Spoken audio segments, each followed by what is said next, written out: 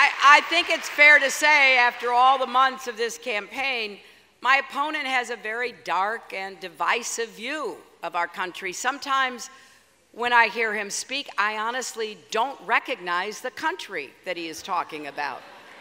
Sometimes I'm not sure he recognizes the country he's talking about.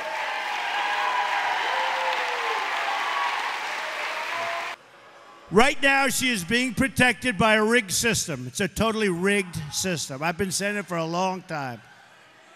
You can't review 650,000 new emails in 8 days. You can't do it, folks. Hillary Clinton is guilty. She knows it. The FBI knows it. The people know it. And now it's up to the American people to deliver justice at the ballot box on November 8th.